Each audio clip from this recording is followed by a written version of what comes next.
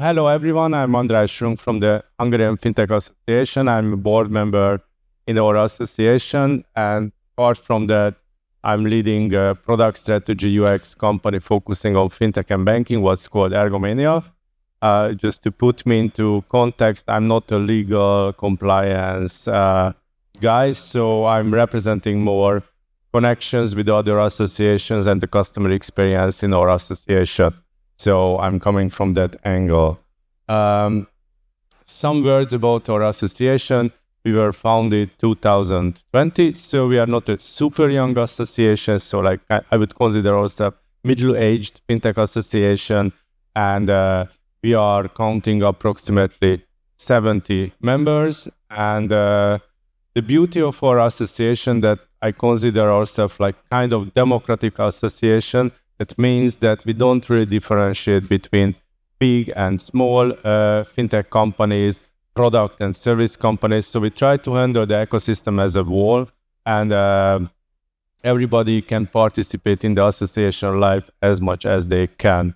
And also we have bigger players in the association, so not just pure fintech or fintech service companies, but also banks are members and international companies like Revolut, Wise, and Big Four consulting companies. We have a board what is governing the association. Zoltán Ács is the head of the association, the president, and we have like 7 board members. I'm one of them. All the board members have different kind of roles. I'm mostly responsible for connection to other associations and the customer experience, what I was mentioning. If you want to connect to us, not Zoltán necessarily your first step because he's usually quite busy guy. So you can reach out any of us and start a conversation. And we work usually in the board in that way that if somebody is connecting me with a legal issue, I direct that person to the legal guys, so that like we have a quite frequent and fast communication system within. So, and we are really like to help other people to join our association or to get more information about how we cooperate and how we work. Some of our activities, as I was mentioning, we have 70 members and it's still growing. We have international members also. So it means that if somebody wants to be more active on the Hungarian market, I think it's a good first step to be in the association, especially that it's not a huge fee.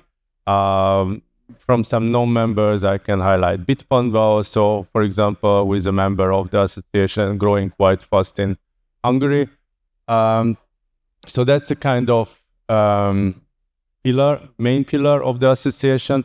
And also one of our main activities focusing on networking. It means that we have like regular business breakfasts, regular meetups. So you can join on these events to the Hungarian community. And also we have some major events. Like third year, we are organizing the Budapest FinTech Week, what's usually at the end of the year.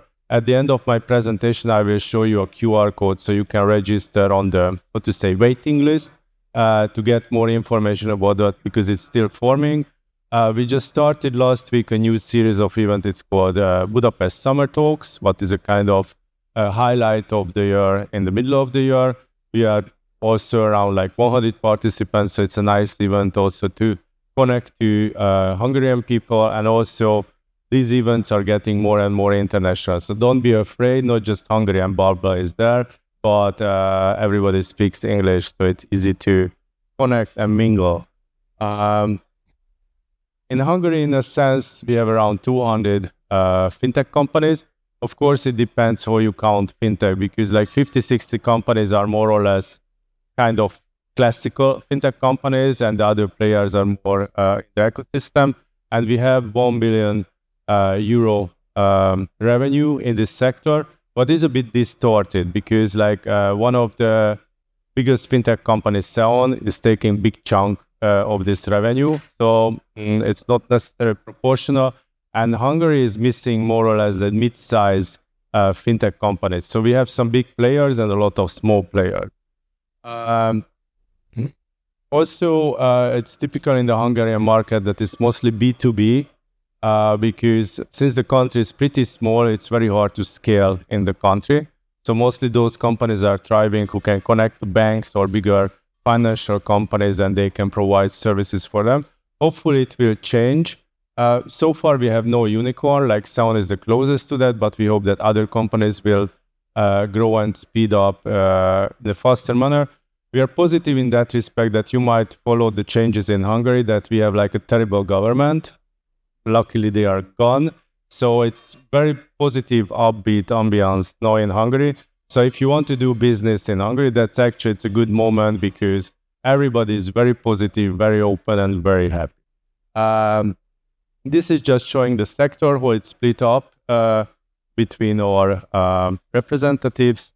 And also what is a unique thing in Hungary, that these B2B companies, they are quite profitable. It means that many of them are kind of established companies, and since they are service companies, they should be profitable to thrive, but it's a kind of sign of a good future for us. And this is not that important for you. This is important for you. So you can, if you scan this QR code, you can register basic for the Budapest FinTech Week.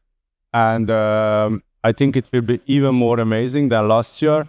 And also, like, what is very important for us, that since it's a small country with a medium strength fintech ecosystem, we really focus on that, to connecting nations and to be a hub, either in Central Europe and also like international. So we try to invite and integrate players from Middle East and also from Far East. So we had guests from Turkey, Hong Kong, and so on. So it's a good place to mingle with Asian people as well.